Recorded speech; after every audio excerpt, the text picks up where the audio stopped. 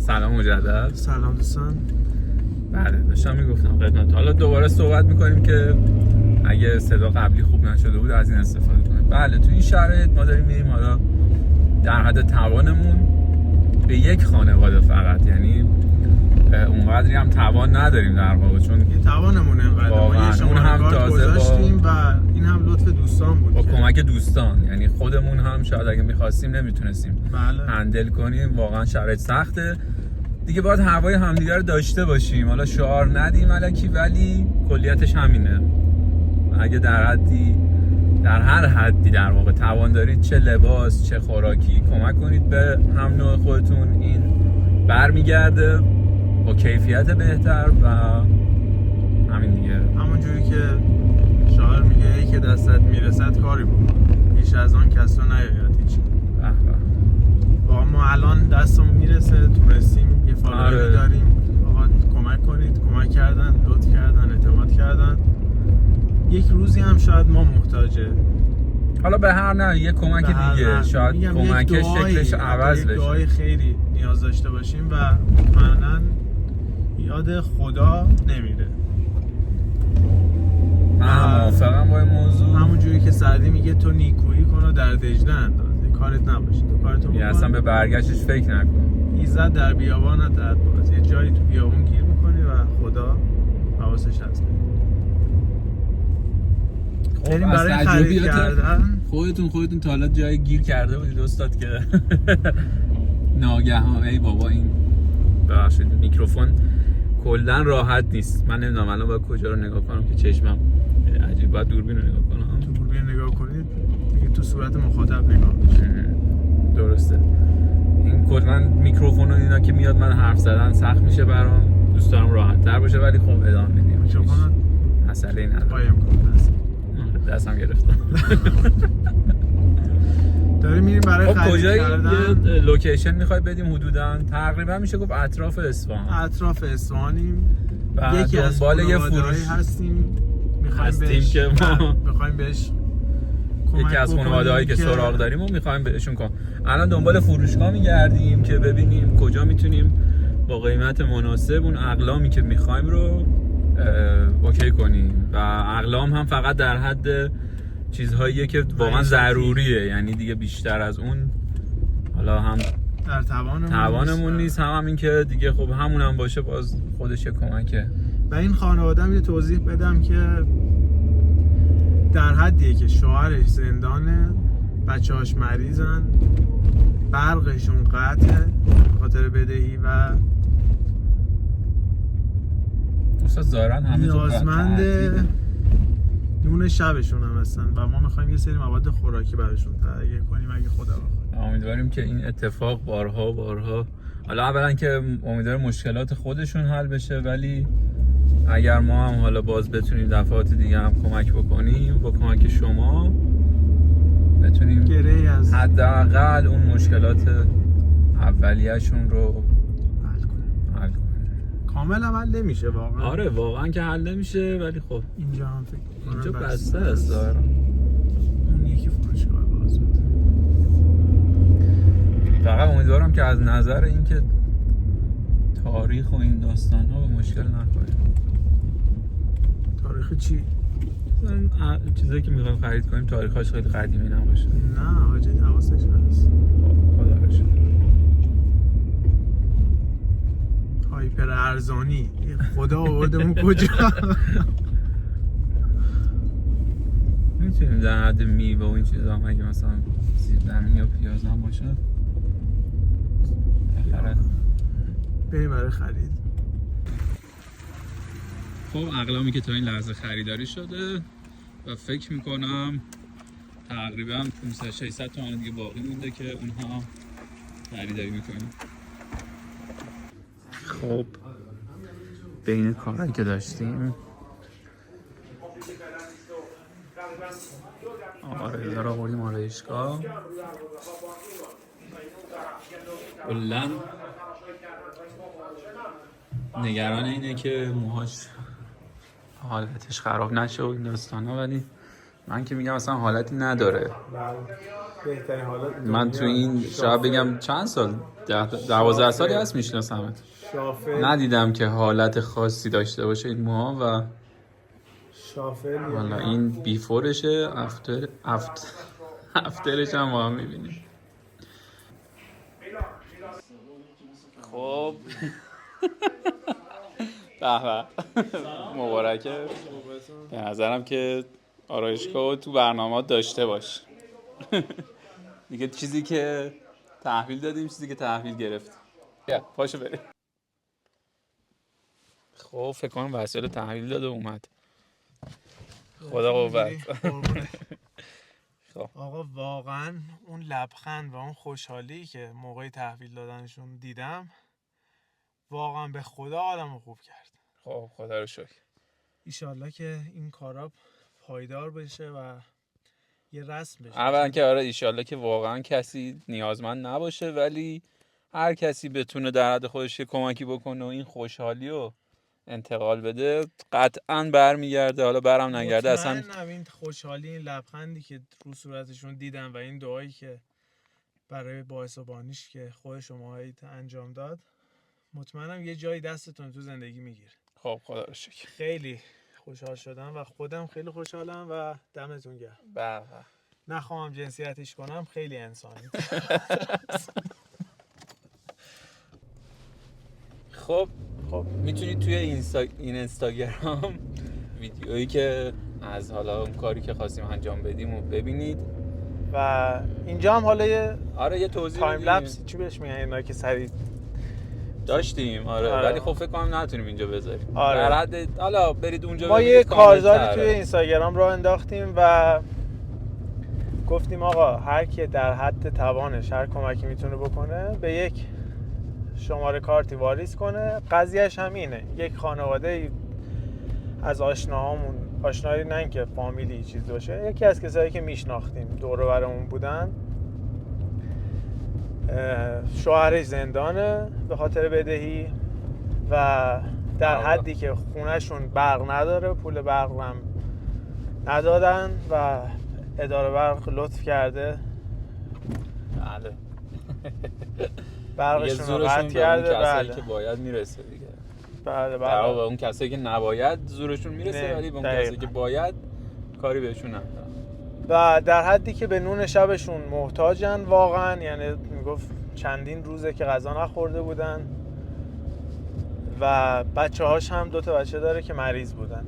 ما حالا مامانم و خاله‌ام و اینا یه مقداری برای هزینه بیماری و ایناشون انجام دادن. گفتم من هم در هزینه خورد و خوراک و ایناشون یه سری وسایل رو بگیرم با محسن و با کمک فالوورهای عزیز توی پیج اینستا یه پولی جمع شد و ما مبلغ 1,700 حالا دقیق بگم در مجموع تقریبا 900 شد. 700 شد دیگه. خودمون هم گذاشتیم روش اینا، نزدیک 2 تومن شد. ولی واقعا چیز چشمگیری نبود. واقعا شاید در حد 1 ماه بتونه این خانواده رو هندل کنه، ولی در همین حد هم به نظرم. ولی واقعا توی میگم باز ویدیو اینستاگرام مگه برید میبینید توضیح دادم اون لبخندشون که این وسیله ها رو گرفتن. اصلا به نظرم محسن اون لبخنده، اون دعای به خاطر مثلا رسیدن اقلام نبود، به خاطر اینکه متوجه شد یکی حواسش بهش هست و کسی که حالا یکی براش مهمه هنوز. خدایی اگر باشه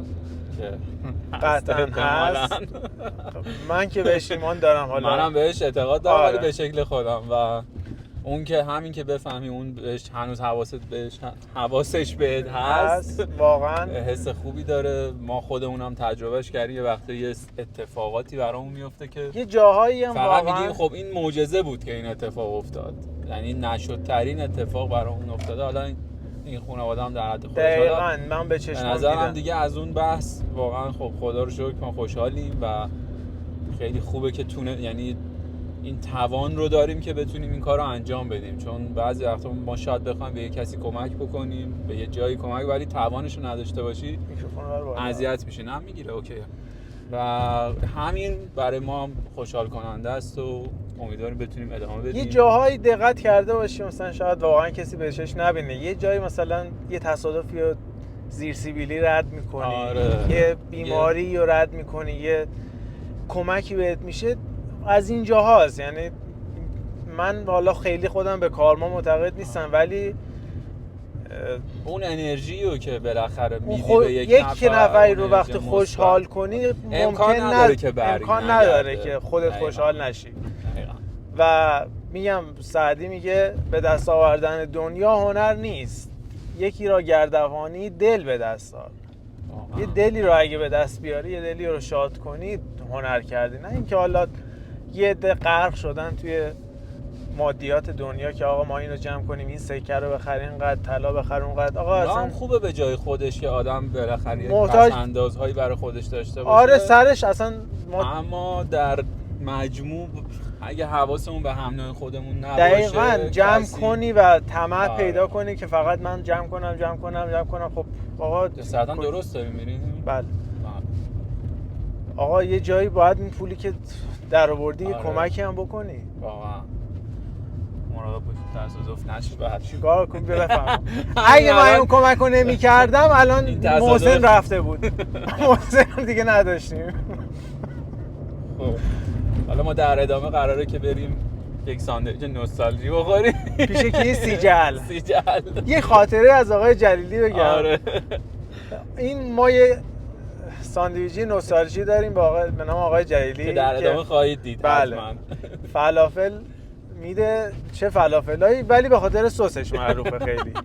ولی عمده فروشش 99% فروشش فلافل و 1% هم سمبوسه است. سمبوسه. ولی توی منو کامل. منو قیطریه تهران. پیتزا هم هست توی منو، ولی پیتزا میگو هم مثلا هست. حالا کسی ندیده که مثلا پیتزا استار کرافت کسی یه پیتزا دستش باشه و از ساندویچ آقای جلیلی بیاد بیرون. یه بار من رفتم گفتم آقای جلیلی شما فقط اینجا وقتی فلافل میفروشی این منو چیه؟ مثلا هندی و اینا چرا میذاری اصلا؟ گفت شما باید هندیای ما رو تست کنید. با اون لهجه شیرین خوشون سم شما باید هندیای خود ما رو تست کنید.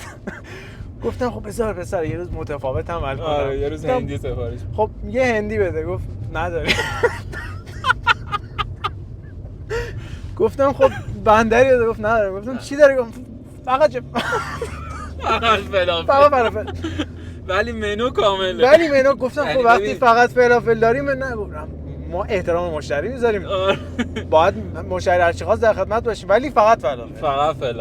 ولی خدایی فلافلی که میده آقا فلافل یا فلافل؟ جنوبیای عزیز بیان بگن. آره کامنت کنید برام کامنت کنید که فلافل یا فلافل. به نظرم باید اونجوری که مثل خودش که راحت خورده میشه همونجوری که راحتی بگی.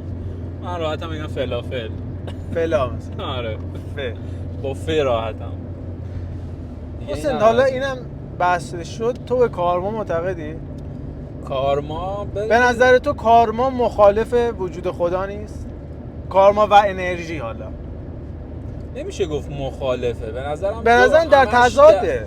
من میگم همش اصلا انرژی هم نه. حالا وسط حرف طبیعت همش رد میدن، طبیعت برش میگردونه، طبیعت خشم میگیره. ما میگیم خدا، بعضی میگن طبیعت. دقیقاً من میخوام همین رو بگم. اسمش فرق میکنه، وگرنه حالا بگیم اون انرژی، خدا یا هر چیزی که باعث میشه اون کاری که میکنی چه خوب چه بد بهت برگرده یا جوابشو ببینی، اون هست. فقط هر کسی به یک شکلی بهش معتقده و هر کسی یک جوری بهش نگاه میکنه و هیچ کدوم هم متضاد هم دیگه نیست. اگر تا جایی که اون عقیده‌ای رو که داری برای خودت نگه داری، نخوای فرو کنی تو چشم کسی. مثلا بگی که نه تو باید به خدای من ایمان داشته باشی. خب چرا 8 میلیارد انسان و شاید بگم 8 میلیارد خدا توی این دنیا وجود داره. یکیش که همین الان اینجا جا کنار من نشسته. چون خدا از راه گردن به آدم نزدیک‌تره. منظورم همون. دقیقاً. و نمیشه به زور بخوایم بگیم که آقا نه تو باید اینو قبول داشته باشی. به نظرم همین که هر کسی دیدگاه خودشو داشته باشه کافیه و بتونید در کنار هم دیگه در آرامش زندگی کنیم. ولی وجود داره، قطعا وجود داره. من میگم آقا اگر نبود یه جمله هست که در دنیا وجود داره اون هم وجود نداره. دقیقاً اون هم یه جمله‌ای بود میگفت این که ما بگیم که این دنیا در اثر مثلا بیگ بنگ به وجود اومده یا هر چیز دیگه ای، مثل اینه که بگیم کتاب فرهنگ لغت در اثر انفجار یک چاپخونه به وجود اومده. چقدر درست واقعا. امکان نداره واقعا امکان نداره کسی که این حجم از نظم و اینجا بارون میاد میگن یه پروانه یه بال میزنه اونور طوفان میشه و این حجم از نظم بدون خالق باشه رو من اصلا امکان نداره. من حتی قبول ندارم.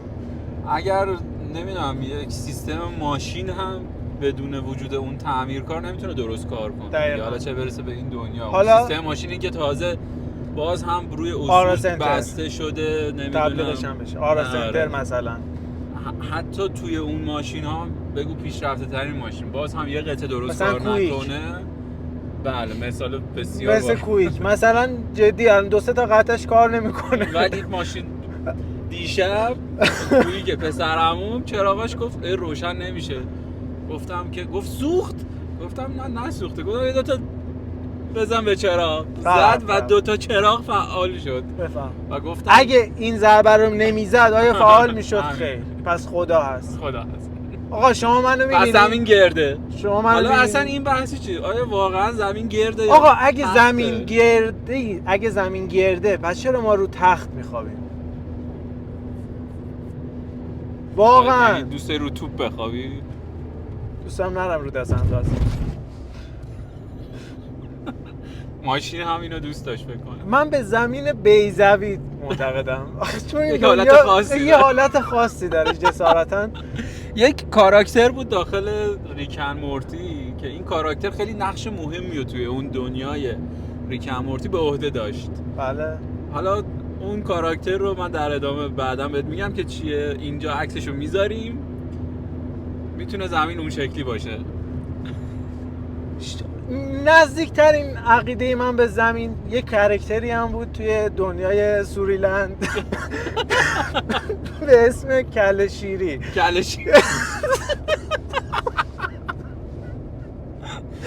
به اسم کله شیری. من به دنیای کله شیری طور معتقدم. اسم سوریلند اومد. سلام میکنیم به سروش رضایی و محسن رضایی در کنار هم این مثل پرزیدنت و این 2 نفر واقعا توی این تاریخچه این کشور و واقعا خلق یک سری آثار تک بودن به نظرم. واقعا محسن رضایی به نظر من باید یک مدال ریاست جمهوری افتخاری بهش بدن.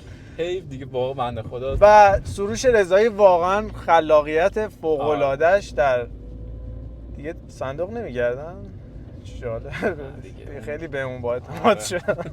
من یه زمانی اینجا باید وای میستادی تا صندوق چک بشه. ببینم ظاهرا البته حاجی تو دیدن یک روزی دوستم وارد همین حالا پایگاه نظامی داشته میشده. یکی از دوستان نزدیکم با یک سطل ماست. بعد اون ورودی اون دژمان داشت میپرسه آقا کجا داری میری؟ گفته خب مگه نمیبینی دارم میرم بمبگذاری کنم با سطل ماست. واقعا بعضی وقتا اون دژمان نمیدونم خودش آیا نمیدونه حالا ممکنه جدید بوده باشه که احتمالاً چون نزدیک به 15 سال توی اون پایگاه زندگی میکرده. ولی در کل بحث دوست سوریلند نزدیکمون اومد یاد میکنیم از کی یاد کنیم؟ هر کی دوست داره یاد کنیم. اسمای زیادی آخه کارلوس پویول اومد توی ذهنم. چرا پویول؟ نمیدونم. حتی اشکان آزادی هم اومد توی ذهنم. دیگه بقیه‌اشو نیار. ببخشید کیو خواستید بگید؟ شایان اشراقی خواننده است. چون که به افتخار آقای شایان اشراقی و موزیکای فوق‌العاده بی خودش. آره. دیگه فکر می‌کنم که بهتر اینجا کات کنیم. ما داریم میریم جلیلی همون که دیگه گفتیم و توضیح دادیم. همون که تو جلیلی میبینمتون. قرار ما بشه جلیلی. 1 2 3 دست نکن تو ماد برون رو یعنی کلن ها گرفتی؟ چقدر بود میکشه؟ اومدیم جایی که گفتیم اومدیم سیجل جلیلی و دوستمون هم تو ویدیو توی یوتیوب سابسکرایب میکنه. اگه از استریمر هستیم شما یوتیوبری؟ بله جدی؟ هم یوتیوب هم اینستا. اگه من بالاداری یه شنش طلا بده. سمبوسه هست؟ مرسی. این ولکامش پولی در میارم این سمبوسه دارم. این ولکام برای مشتریاشون میارن سمبوسه که پولش هم میگیرن. ولکامی نیست که فقط سس پاهام سس پنجی نداری؟ بذار نه، اصلا بعد از ندارم. میگیرم. بذار بعد باشه. باشه. ببینم شما میشینی سمبوسه اولین چیزی که میاد رو میز.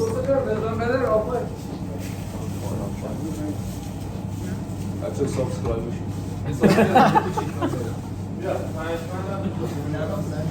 سوس 5 خب تومن میخوایم ما دیگه میریم سمبوسه رو میخوریم. نه یه دونه. دوباره موقع فلافل خب ساندویچمون رسید و این همون سسیه که اشاره کردیم برند و کشیده بالا.